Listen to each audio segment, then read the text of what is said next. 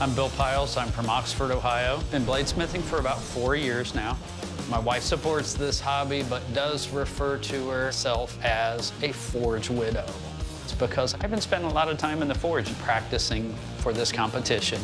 As long as I get to hear Doug Markaitis say it will kill, I'm totally good. I made something that I call the Scrimooey. It's 160 layers of Damascus steel with a brass bolster on it. I think it's going to perform excellent.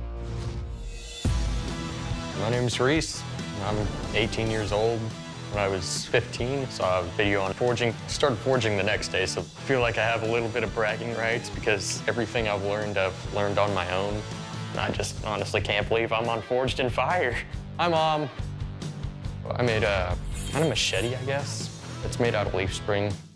Not sure if it's 5160. I hope it is, but if it's not, it shouldn't be a big deal. It's hard, it's tough. My name's Thomas Franklin. I'm 34 years old. I've been smithing for 3 years. I really enjoy cooking, so I always had kind of a thing for chef's knives. And then my wife was like, hey, why don't you try to make a few? And here we are. I made my knife of 1070 high carbon steel. It's an integral design with nickel silver pins and butt cap and features a nice hamon.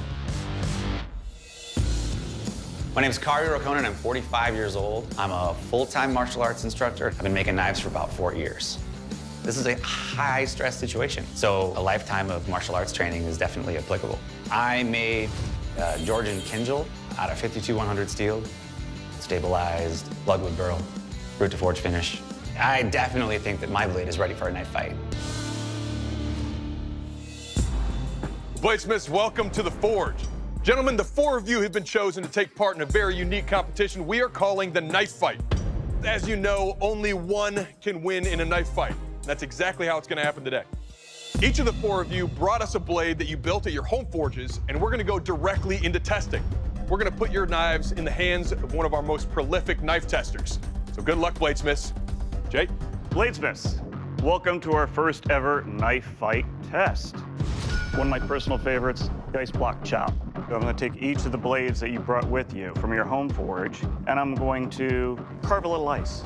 And then we might cut something else that might come swinging by too. Never know what happens around here. And Bill, you're up first. Beat it like a rented mule, Jay. I've done that. When I first see those ice blocks, I dread my knife getting pounded into them. My biggest concerns are the knife may take a bend. The blade could take a roll.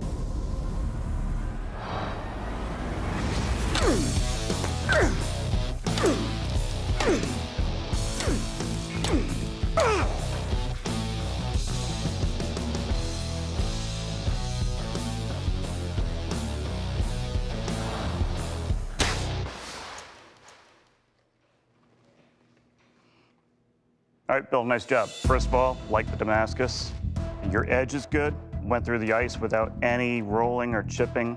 The only thing I would suggest is more swell back here. I'd like a little more retention on the back end so it doesn't slide, but overall, good job. Thank you. Reese, what happened? You were smiling a minute ago. That was a lot more violent than I thought it was going to be. I agree. You ready to go, Reese? I should have worn my brown pants. Oh, they're doing the ice test. Only thing I'm worried about is like the handle breaking or something. A little bit worried about that. S-block is not a forgiving test, but if they were doing forgiving tests, this wouldn't be Forged in Fire.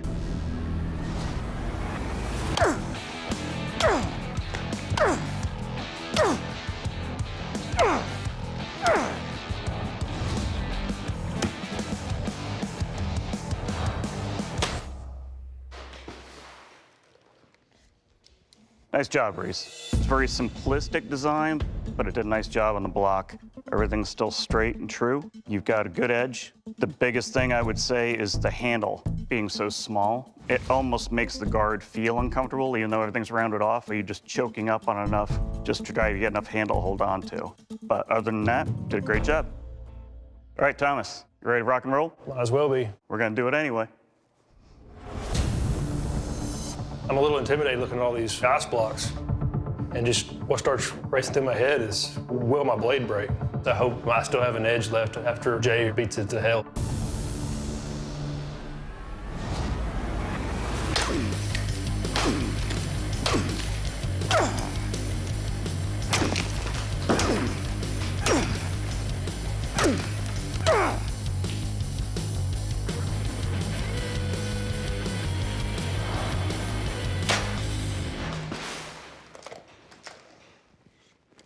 Nice job, Thomas. Not too much handle, just enough to hold on to.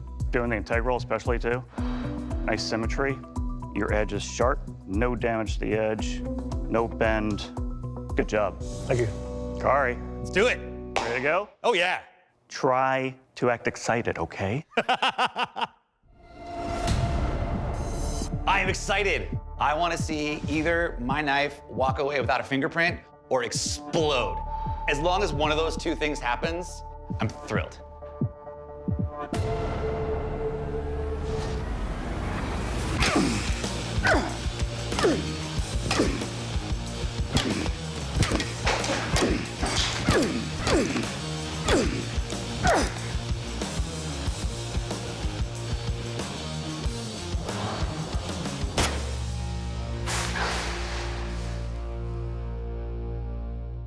All right, Kari, bold move, bringing a double-edged weapon, but nicely done. And I made sure I flipped it halfway through the ice chop, test both edges. Performed well, nice and light. Your edges are good on both sides, but you could have done a little more with this handle. It's pretty simple. A little flare at the base would have really helped, but nice job. Thank you. Nice. All right, bladesmiths, we asked the four of you guys to bring your very best to the forge, going into a test completely blind. And I gotta say, you all knocked it out of the park. But in this knife fight competition, only 3 of you can join us in the second round. Our judges have made a final decision that they agree upon. Thomas, Bill, gentlemen, congratulations. You are joining us in round 2. Now, Kari, Reese, it's down to the 2 of you guys. The bladesmith leaving the forge is Reese. Unfortunately, your blade did not make the cut, and Jay is going to tell you why. Reese, your blade performed great, but compared to your competitors, it's a very simplistic design, and that handle being so small, for those reasons, we're sending you home. Well, Reese, for myself and the judges, we want to say thank you for coming to the forge and presenting us with your work. But unfortunately, this time, I'm going to have to ask you to please step off the forge floor. All right.